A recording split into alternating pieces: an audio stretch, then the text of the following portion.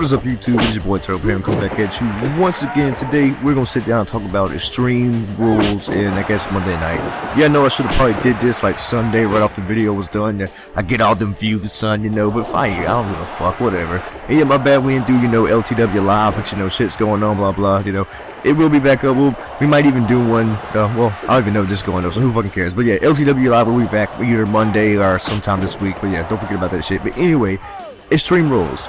So, sitting here watching it, right? Me and old White Trash talked about this on the last episode, that WLC match, man. This shit just sounds horrible, right? It sounded like it was gonna be horrible.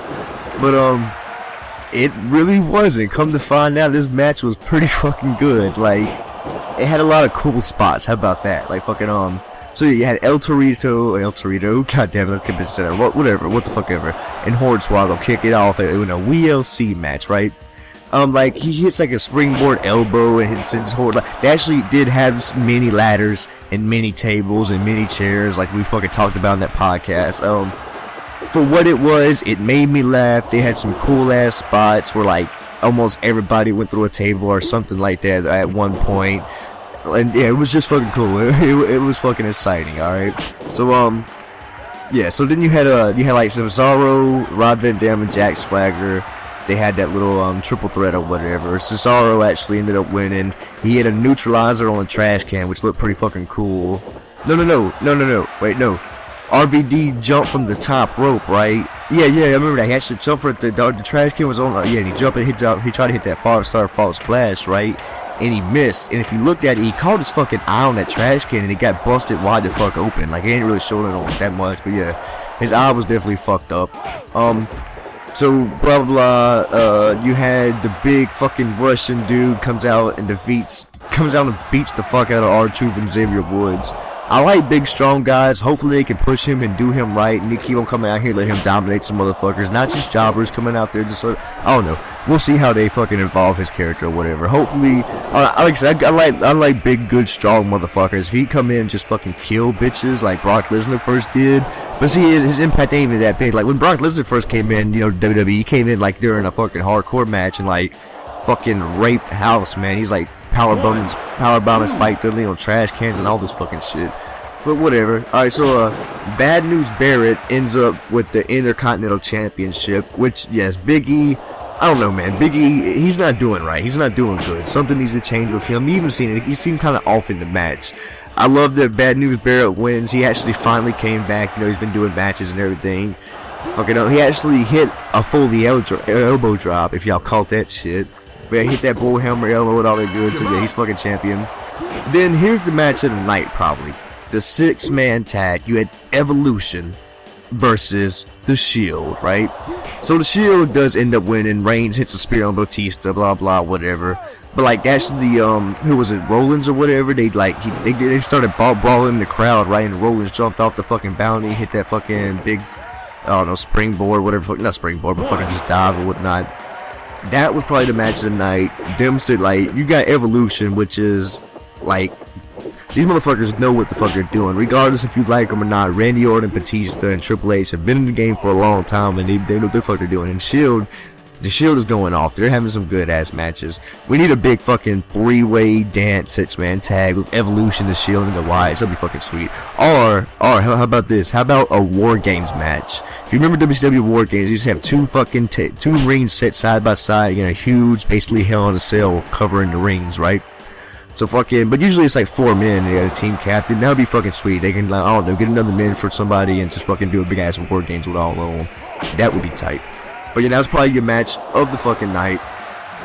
So then you have a steel cage match, Bray Wyatt versus John Cena. Bray did end up winning, but after a ton of interference and so much shit, it just made him look.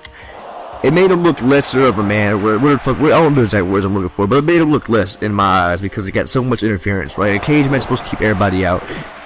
There was that one cool spot where the fucking lights went off, and then you had the fucking devil child. It was kind of funny, but then again, cheesy as hell too. Like, I don't know, the devil child, like blah blah whatever. He did end up, he hit his sister Abigail. He won, escaped or whatever.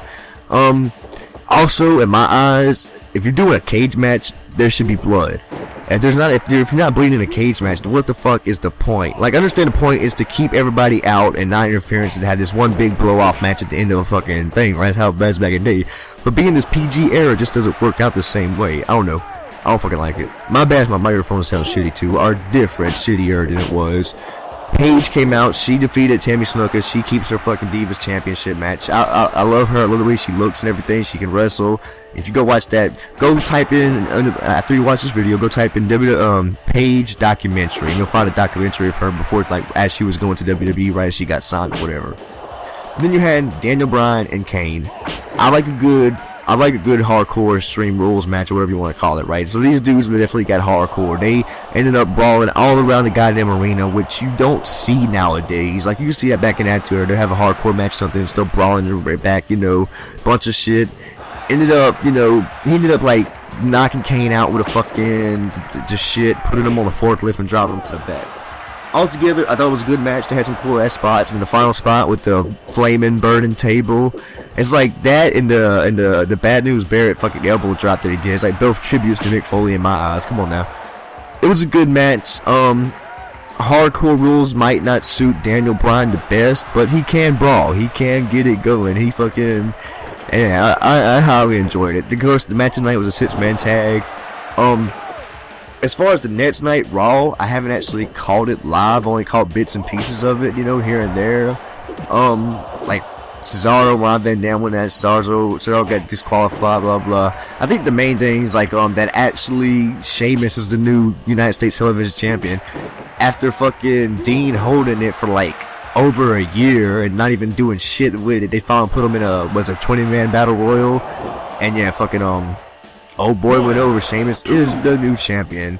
As far as everything else, I kind of didn't, like I said, I kind of missed Raw. I'm planning on going back at least watching the main bits parts of it, you know. But Extreme Moments altogether, pretty good show. Throughout the whole show, it was pretty fucking entertaining. You had your best the best pre-show match thus far. That's fucked up that it was the WLC. That's your best pre-show match that you've had thus far. It was pretty fucking good. I enjoyed it. I enjoyed the whole fucking thing. It was awesome. Let's just see where they go from here. Hopefully they don't really fuck up Daniel Bryan and keep on letting him go. And hopefully his evolution story will get better too. Fucking we'll go see how that is, because it's not over. It's never over, man. This is after WrestleMania. You gotta start building shit up for next year, man. So yeah, we're gonna see how shit goes. Stay tuned to the channel. There will be LTW Live coming sooner than later when I'll sit down and white trash and we'll talk about everything. But altogether, good show. I enjoyed it. Match tonight was a 6-man tag. Below that's Daniel Bryan match. The unexpected match of the night, that was the unexpected highlight match of the night, I guess you would say, would be the WLC, because that shit was fucking awesome. I laughed, I enjoyed it, and that's really all that fucking matters.